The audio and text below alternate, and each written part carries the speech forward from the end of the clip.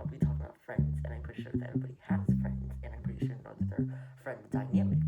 So that's what we're gonna talk about today. Of course, first off, we have our one-person friendship, which did not exist because I know you're not friends with just one person. Are you friends with yourself? Are you friends with like your inner demons, or maybe you're friends with your pet? And, like I don't know, I've never had pets before, so like, are you friends with your pets? Because it's kind of weird.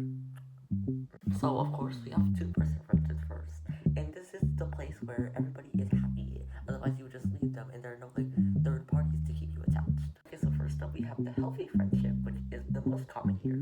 Of course you talk to each other, you make plans together, you are overall happy with each other, and you may have survived multiple friend groups together. So like this is like your ride or die here. Next we have the relationship. Of course that's why it's called a boyfriend or girlfriend.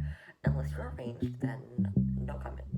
But of course, you live each other, you visit each other, you might even cuddle with this person, you might have kids with this person, so you probably like them. Or you met them on Tinder or like you're a gold digger, and then of course you do you. Okay, so that's it for the two-person friendships because of course they're very healthy. And next we have the three-person friendships, which is the reveal zone. You know, I'm pretty sure that everybody's very familiar with this. Of course, somebody's being dragged along, or you're dragging somebody along, and it's probably not very healthy, but let's just go over it. Of course, you have the classic third wheel where two friends are all really close to each other, but then there's this third friend that comes along and they're not really close to either of them, but like they kind of don't have anybody else to talk to right now, so they're sticking along with them, which is like good for them, but like maybe find a healthy friendship to be in. Next, we have the relationship, the wheel where two people are in a relationship now, and obviously things are getting more serious or they're not, and then there's this third friend that of course brings along, but it's extra messy because they probably know that there's a third wheel, so things get very messy from there. So just maybe don't engage in this one. Of course, we have the very healthy three-person friendship where of course everybody loves each other equally, and we know that this is a lie because this has never existed before. If you've seen this before, you are lying. You are lying. This has not existed before. Alright, next, of course, we have the four-person groups, which is more of a friend group now, but I'm gonna cover up over this right now. So essentially, they all like each other, I would assume, but there are a lot more dynamics that can come into play that make this not as healthy, or maybe not healthy. They're like in between. First, we have the healthy friend group, which of course there are four people that obviously like each other a lot and just want to be close together. And these are pretty common, of course.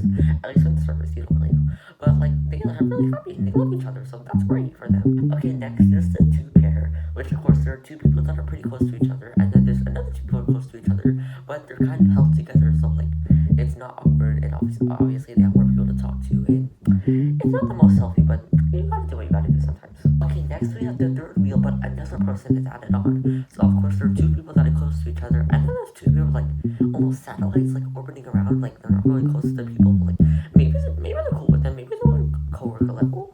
So you know, like it's not healthy at all, but like I don't know. Alright, next we have the toxic friend group. Of course there are other toxic friend groups in 2 and 3-person friendships, but I'm gonna talk about it here.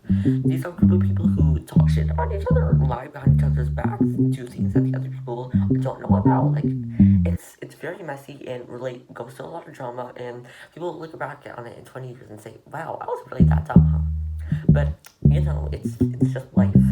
Next, we have the co-workers. Of course, this expands beyond 4 people, because you can work with a lot of people. Like, maybe you'll, like, chill with them. Like, maybe you want to, like, go out with them sometime, but, like, you're not really friends with them. You're just there for convenience. And, you know, like, these exist everywhere, and that's okay. And maybe you'll forget about them forever, but, like, they serve their purpose. That's what they do. And finally, we have our mega group, which consists of over 10 people, and it's pretty obvious that they all don't really love each other because that's too many people to be friends with, and it's pretty clear they're gonna break up soon, but like, you know, it's kind of a dumpster fire, but like, at least you have a lot of people to talk to and be friends with, I guess. Yay! That's all I have for today, because that's all I can think of, and if you can think of more, don't tell me, because I don't know, I'm not a therapist, don't tell me your problems, and that's really it. Bye!